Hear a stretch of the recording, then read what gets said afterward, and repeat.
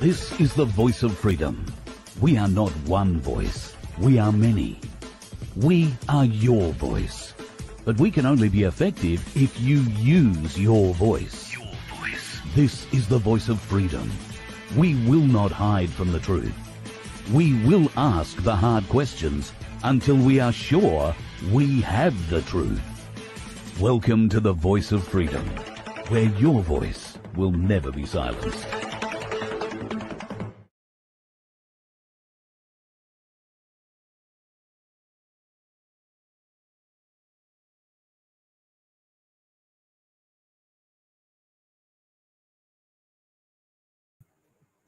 Not completely sure what John would make of that. What do you think?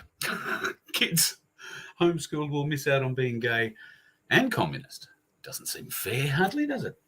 How are you, folks? Hope you're having a good one. And your day has not been too shabby at all. In fact, the first part of your week, Monday as well. I had a personal family issue last night. Not really an issue, just a family thing we had to attend. So there was no show last night. And I'm hopeful that Darren Bergwerf will be joining me tonight, although that was the plan for last night before the unexpected family thing got in the way. I'm just being let know that the Aussie Cossack is talking to Putin tonight, so that could be interesting too. I dare say it probably started an hour ago or very soon.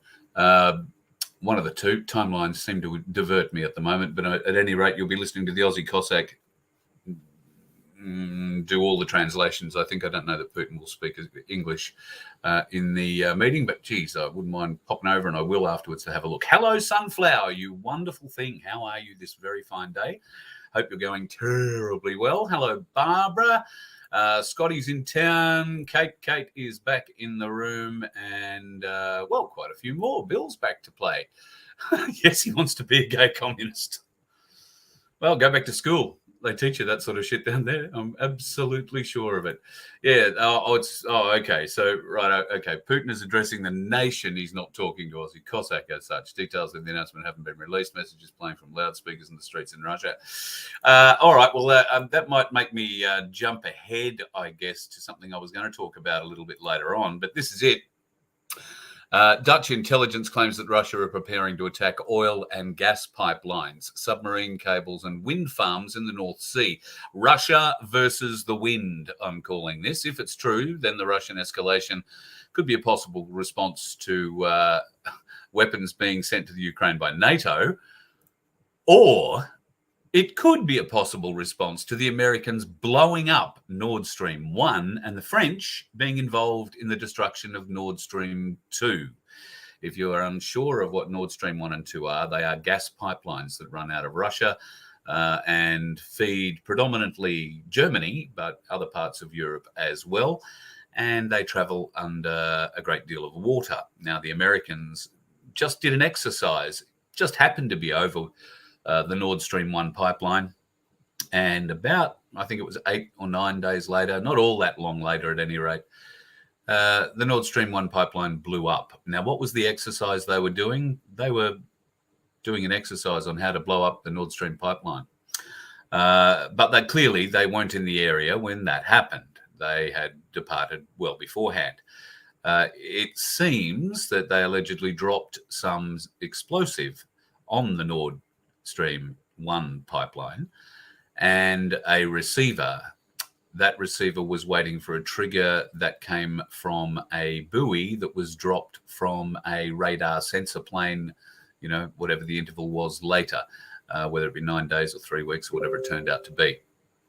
Once that buoy hit the ground, it made a ping, and that was enough to detonate and destroy Nord Stream 1. Now, what happened with Nord Stream 2? Well, there is interesting stories about Nord Stream 2. In fact, the destruction and debris field looks a lot like it was hit by a torpedo, and there was allegedly a French submarine seen departing the area rather rapidly after all this happened. Now, the French, big part of NATO. Yeah, big part of NATO. And the Yanks, yeah, big part of NATO too. So make from that what you will. But yes, if Vladimir Putin is addressing the nation, you can be sure that it is going to be something of a well, significant moment, I think, is probably the best way to term that. Speaking of significant moments, have you seen this one? Soldiers training to deal with protesters, soldiers with shields, unruly role players, and snapping canines, all are needed for a population protection control scenario in Townsville. A population protection control scenario. Well, we all know what that sounds and looks like, don't we? Do you want to see what it looks like?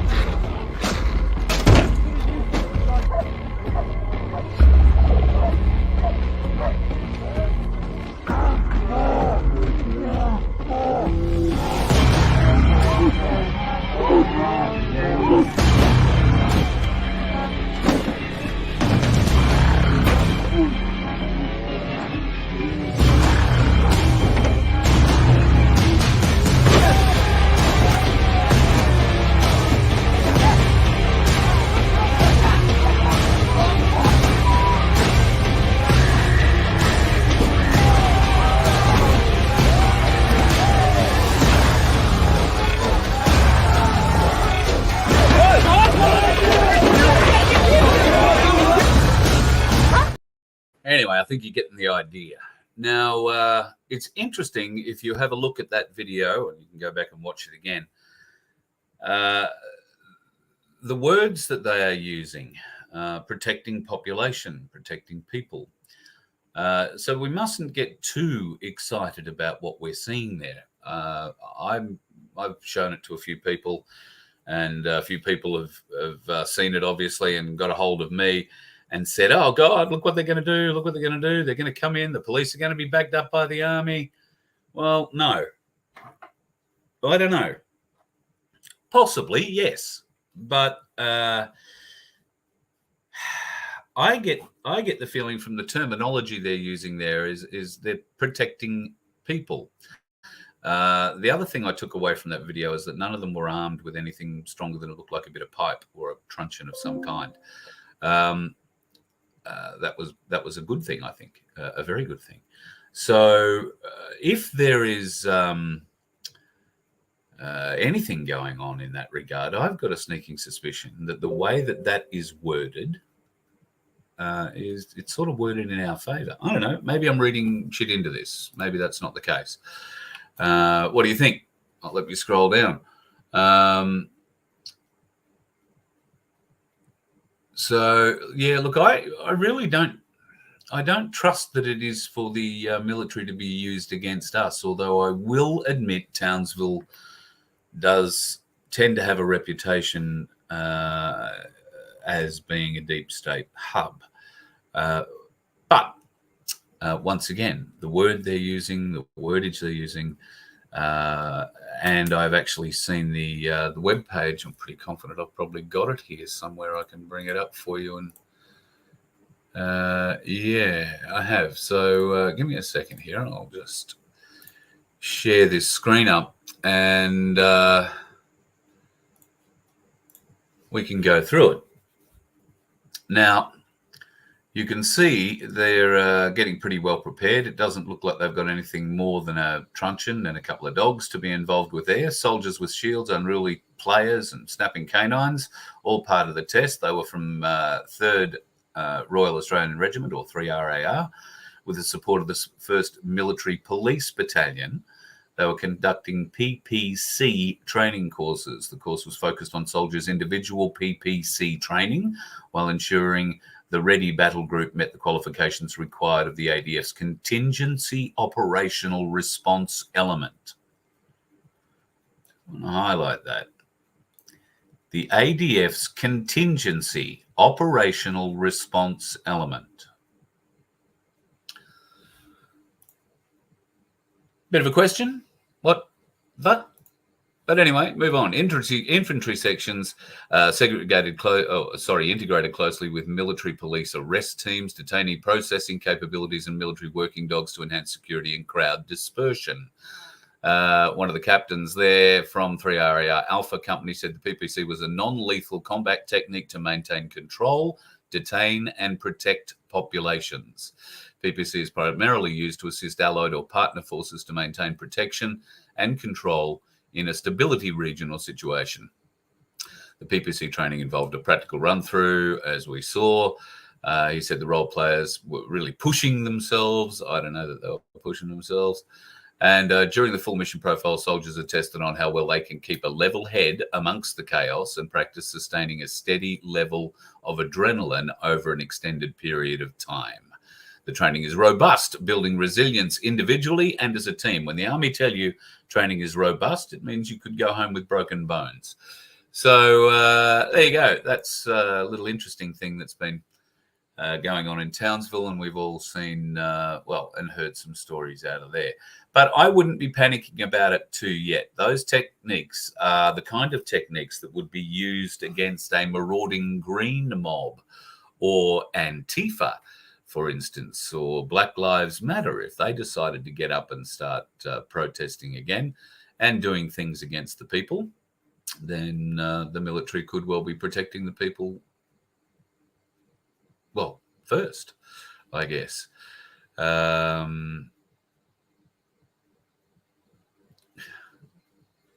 Well, I don't know. Crunch. I don't know. Look, it's possible, yes. But that would fly in the face of everything we've been told about military involvement and lockdowns.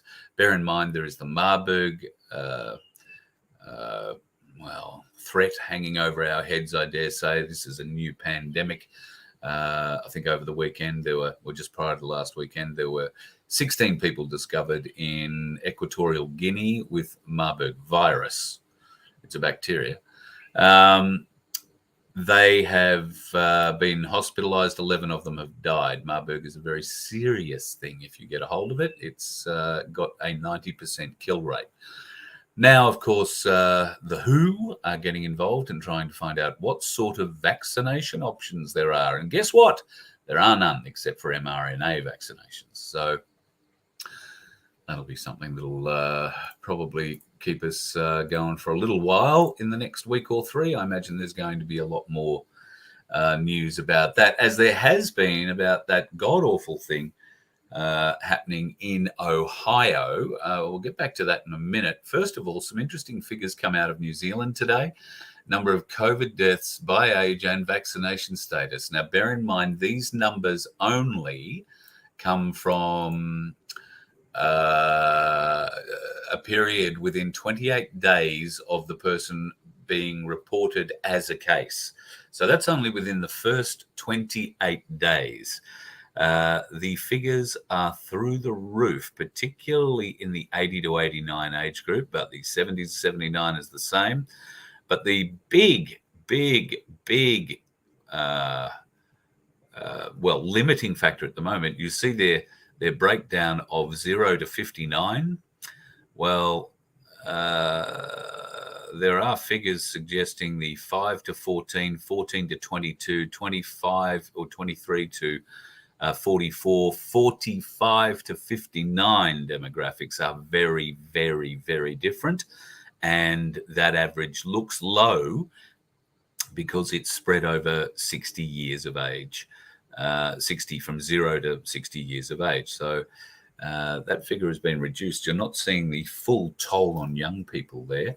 And in Australia, we are starting to get some, I was going to say truth, that's not true. We are getting some level of figures coming out of TGA and other reporting agencies, but we'll see what happens. Now, back to Antifa. We know that Antifa and Black Lives Matter have had some fairly large free kicks in the past. Particularly when it comes to security and police. Seattle, Boston, kind of places that spring to mind. Well, Antifa puts out pamphlets on how to derail trains, and guess what? 3 trains have now been derailed. It's a terrorist group that's been allowed to organise on Facebook and Twitter. Nobody bans them. Nobody bans them at all on Facebook and Twitter. And Biden denies that they, in fact, even exist. It's just an idea. Someone can come and train and be, attack, I'm starting to sound like Joe Bjelke-Peterson. Anyway, the FBI is off hunting aliens, and we'll get to the aliens again in the not too distant future. But of course, what's happening in Ohio is absolutely horrendous. And it's not just on the ground. There is contamination of soil and water, but the air is contaminated. This is a picture of a car park in Ohio, in East Palestine. You can see a number of dead birds, and I mean a very large number of dead birds. These birds have been flying together as a flock quite clearly and have flown through something that has killed them, stone dead, real fast. For them all to crash in a car park. I mean, that isn't... Wow. And of course, there is more of this happening around the world today. Get a load of this in the Netherlands.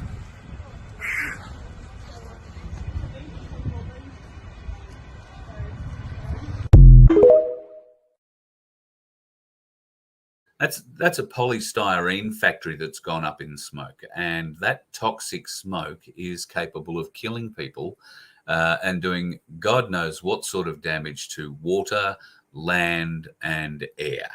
Clearly, nothing real good for air. Where are you all you greenies? Where are you all you greenies at the moment, screaming loudly about how much shit and CO2 there is in the air? What about all this horrid crap that they're just catching fire all around the place? At least in Verona, Italy, they didn't blow up the train that crashed. It just blew up itself. But that is Verona, Italy, and that is a very large chemical spill that has been caught on fire. And that cloud is now covering a huge area around Verona in Italy. And spreading, of course, Verona being the area in general. So this is happening all over the place, folks. The Netherlands, depending on which way the wind blows, it's heading for Europe or it's heading for England or a bit of both. It's likely we're going to get something like that happen here. We should be keeping an eye out for it.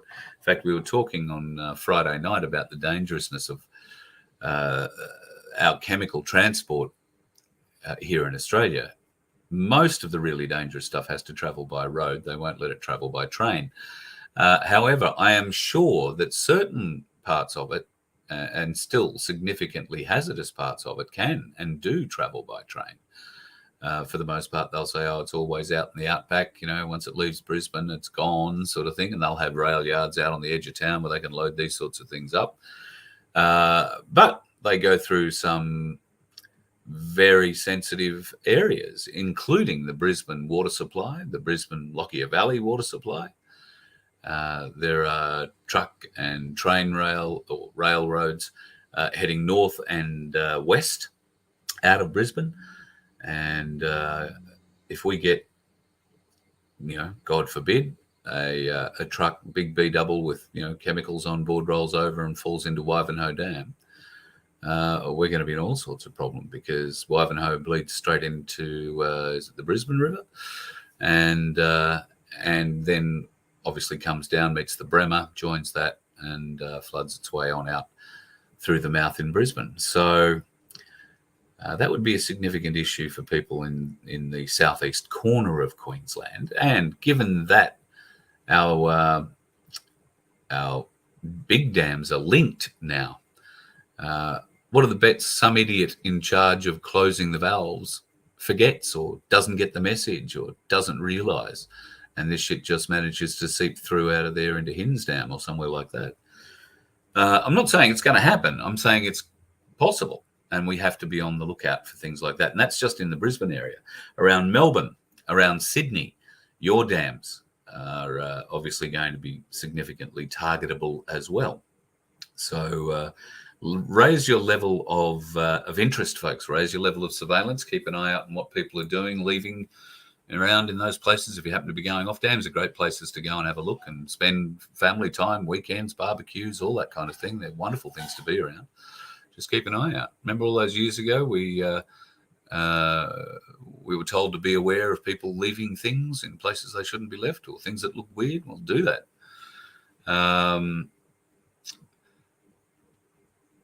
Just having a bit of a look through a couple of the chats and the questions. Yeah, sorry, Jenny. Good on you. Desal in WA. Yeah, well, look, desal, isn't that a wonderful thing? There's a desalination plant on the Gold Coast too. I think it's got about 30 or 40 blokes in it that basically play cards all day because there's no need to desal anything. It never has been, really. I think it's pumped, a few testable litres or megalitres or however it works. But, yeah, bit of a waste of money. Not unlike the one in Sydney. I think this was one of those big Labor things that they did to try and please the unions there some time ago and build these big desal plants where essentially old unionists could go to retire and make a secondary earning playing cards off their mates. So I've been to that one on the Gold Coast. It's a very interesting place. Brendan Lee O'Connell. Yep. Well, one day I will talk about Brendan Lee O'Connell, but I want to learn a lot more about Brendan Lee O'Connell before we start discussing Brendan Lee O'Connell.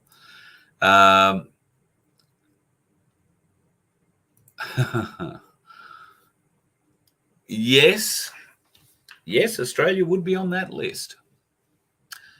So is this what it comes to? Do you think it could be a World War declaration? Has anybody seen? I don't know whether or not I can bring it up on here while I'm still broadcasting. Let me just see.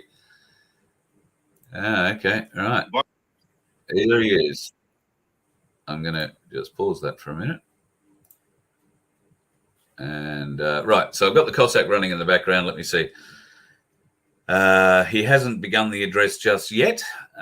He's going to address both houses of parliament. That's Putin, not the Aussie Cossack. But, yeah, the Aussie Cossack is obviously going to translate as required.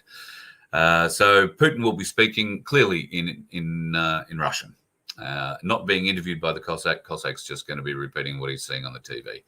And I have no doubt it will be significant. Apparently warm in the Russian consulate in Sydney. I don't know if you were fast enough to see it, but the Aussie Cossack let one of the old TV tricks out of the book the other day. I didn't see it. I know others that did. Apparently the camera dropped a bit or something, and they discovered that the Aussie Cossack was there either wearing a pair of shorts or in his jocks while he had the suit top on. Well, it can get very hot under lights, and just judging by his forehead at the moment, there's certainly some lights there. They may not have convinced him to wear makeup just yet to tone down that flaring. But yeah, he was clearly very hot, and I think just a tad embarrassed, poor bugger. But hey, listen, happens to the best of us, and all just a bit of fun. Sunflower, thank you so much. Just thank you. Can't thank you enough for your generosity. Folks, if you are looking to help out, we would love your help. Donate at vofhq.com. Or if you want to become a member, and the only benefit in membership is that at some point in the near future, Vince is going to tell me that I can email you all, and we might be able to have a little bit of a chat. I'm looking forward to that, but it doesn't matter what level of membership, all members will be involved in that. And our membership levels start at like $1.25. So please, if you can help, we would love your help. We're looking to try and get down to Katoomba to catch up with Michelle Palmer in the Blue Mountains there. Absolutely beautiful, my place that she's got there. We're looking at a couple of other venues too. In fact, Junee, Wagga and Wodonga are on the list. We'll be heading into Melbourne. Hopefully, Darren is arranging some time to come up to Queensland, and we'll get a show from the Gold Coast with Darren. We'll head down to Byron Bay, Coffs Harbour and Port Macquarie, and then down into Newcastle for a showdown there too. So looking forward to bringing that together. It all costs fuel, particularly. So if you can give us a bit of a handout, we will greatly appreciate it. VoFHQ.com is the website where you can help out. Appreciate it tremendously. Brendan Lee O'Connell does rock. I'm just not in a position to talk too much. I mean, I'm not going to say anything yet because I know not enough to speak with any authority. So best I say nothing at all. Some interesting things happening in Spain. Did you hear? Well, God love them. There are some very interesting people in Spain. There's a new law coming up, apparently. Bestiality may be legalized in Spain. Zoophilia is what they call it. May soon become decriminalized. Well, that doesn't mean legal, but it doesn't mean you're going to get charged for it either. Lawmakers have finalized their draft of a new penal code. I don't know if there's meant to be a bit of tongue-in-cheek there or not. A penal code amendment. Now, the legislation is part of the animal welfare bill that was approved by their lower house in the Spanish parliament earlier this month and is now awaiting final approval in the Senate. So, in animal welfare terms, it's perfectly okay for you to go and jam your wazzer up it.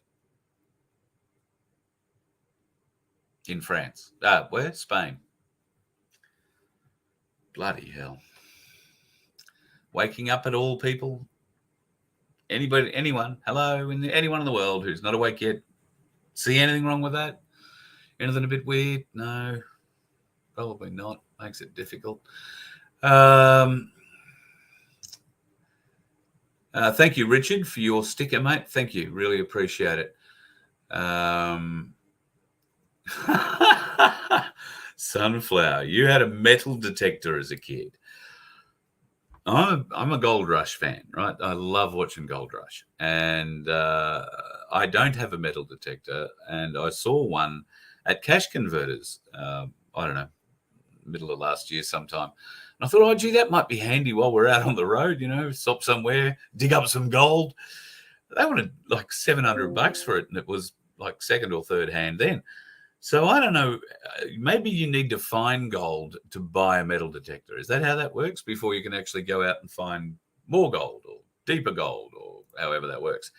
But at any rate, if you had a metal detector, I do hope you had a bit of luck with it. And Gary, I know, has a couple of metal detectors. He has had a little bit of luck. I have seen the little bit of luck he's had.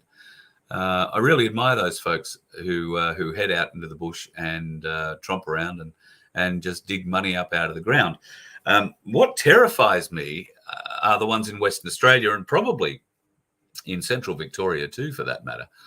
But poachers, I wouldn't like to go on, and I don't know the first thing about mining or how you find where a lease ends or begins or whatever, but I would hate to be on somebody else's lease and digging up gold and have them come and find me. Not because I particularly would have to keep the gold. Obviously, if they came to me, I would give it to them because I would only be digging on their site in complete error. But I don't know that they wait around to ask that, do they? There's plenty of, deep old mine holes out there that you could wind up at the bottom of very quickly, I would have thought. So that's kept me away from gold mining unless it was at Sovereign Hill in Ballarat. And that's not really fair. It's like shooting fish in a barrel. And I think they use fool's gold when they seed the creek there anyway. Well, I don't know. They may not. But I think it's been a long time since they dug anything good out of Ballarat. Although they say that there is a huge amount of gold still underground under Ballarat. It's just that Ballarat is so honeycombed with drives that to knock out a few walls or to mine it further would cause severe chances of collapse, taking half of Ballarat city with it. This would not be a good thing, I dare say. So they don't allow any further mining in or under Ballarat. Sovereign Hill is just I believe it has a small working dig there somewhere that is in a safe area, but that's about it. Well worth going to visit, though, if you happen to be going through Victoria and and want to learn a bit about our gold history, or at least the one they'd have us believe. And of course, the Eureka Stockade. Can learn all about that there too, which is probably, which is probably fitting. Carol, when is Hoodie? I don't know what Hoodie's saying, but allegedly he's lying about the chemtrails. Well, if he hasn't stopped or figured out yet that a contrail and a chemtrail are two different things, and the thing he's trying to con you with is a contrail, in my opinion. I don't know how he can keep pushing it, but clearly the message hasn't seeped through from the goat fucking apron wearing people above him that he needs to change the rhetoric a little bit. Poor animals. Listen, speaking of animals, now Sandy and Barry, two of the most amazingly wonderful, wonderful, wonderful people you will ever meet. Now, they have a property where they save donkeys, but it's not just donkeys. Now, while I was down in New South Wales recently, caught up with Sandy and Baz, we are going to go back there. We're going to film a story. And what I would like to try and do, if possible, is to raise some money to get some hay, some feed for the sanctuary.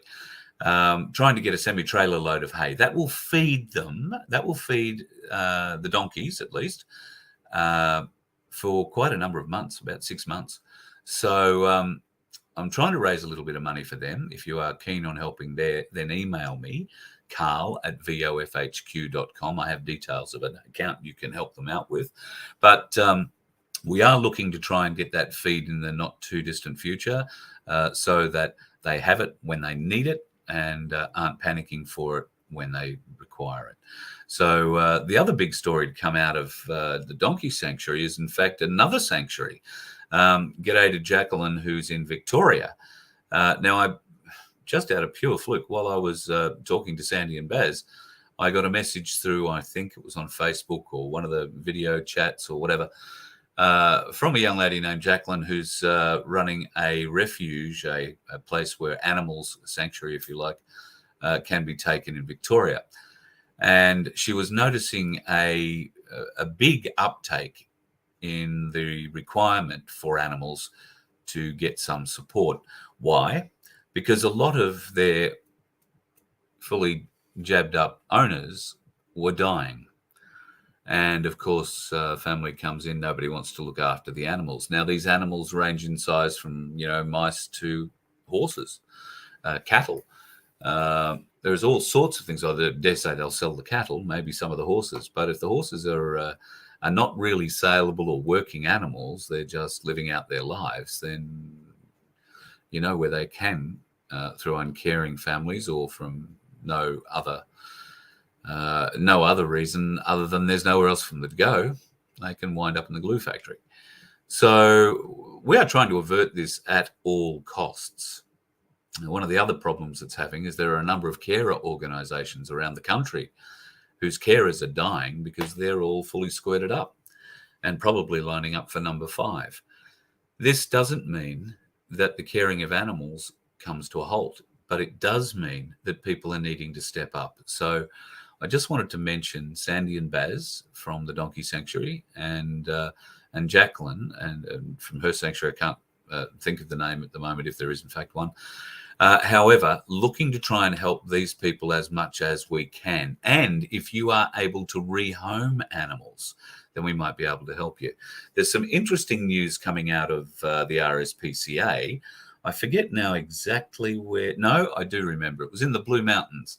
Now, apparently the RSPCA Katoomba is closing down, and they're closing down on the 1st of March.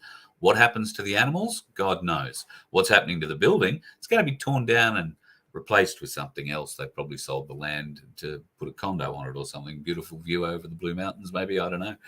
At any rate, absolutely friggin' pathetic. The RSPCA closes down a branch in the Blue Mountains where there is a significant need for animal welfare and some of the other services that the RSPCA offer.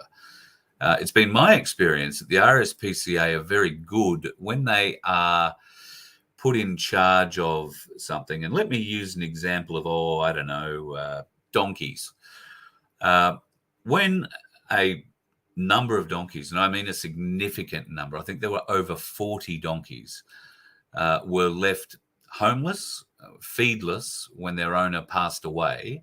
Their owner lived on an island off the coast of Queensland and had made provision for the donkeys. In fact, had made over $1 million worth of provision for the donkeys. I think it was something like $1.3 million was to be given to the people who took over the care of the donkeys, so that would pay for the care of the donkeys. What happened? Well, the police called the RSPCA and said, oh, look, there's a bunch of donkeys on that island. And when the RSPCA discovered there was $1.3 million attached to that, well, they fired up in a big way and raced off immediately to organise a barge and get those 40-plus donkeys herded on there and back safely to the mainland, where that $1.3 million could be put to wonderful use looking after them. Except it wasn't. The $1.3 million stayed with the RSPCA. The donkeys wound up, for the most part, at the donkey sanctuary with Sandy and Baz. No money, no nothing. Just here's 41 donkeys. They only found out about the $1.3 million bequest way after the RSPCA had spent it. So I'm not too disheartened to hear that the RSPCA bastards are going down. If that is the case, I think they don't deserve our support. They certainly don't look after the animals when there is a bequeath going to them, or a bequest, not a bequeath, a bequest going to them. Certainly not in that case. Maybe they do when, it's, I'll give you $20 a week to look after the cat or the dog. But no. Requesting that the RSPCA do anything with your bequest and your finances is a waste of time. And I don't think this person did request it. They just happened to pass away on the island and were discovered. And police called the RSPCA. Who else do you call? Well, we're going to have to develop other places for people to call, folks, because ain't nobody going to be answering those phones in the not too distant future. So yes, if you can help, give me an email at carl@vofhq.com, and I will link you up with Sandy and Baz and Jacqueline, and we will try and get something happening. It'd be wonderful if we can get enough. I don't know what hay bale costs these days. Back when I used to go and pick them up during school summer holidays, hello to you and Wheeler. He and I used to have a hay carting business in the summer once we got strong enough to lift a few hay bales. And, I think we were getting like 2 cents a bale back in those days. I don't know what they'd be charging for these days. And I guess they've now got these bigger bale machines too, the big roll bales and big square bales. But if anybody has any idea on the cost of those bales, and anybody who might be interested in taking a semi-trailer from wherever those bales may lie to the donkey sanctuary, which I can tell you is down towards Singleton, or over towards, or up towards, depending on where you are in the world.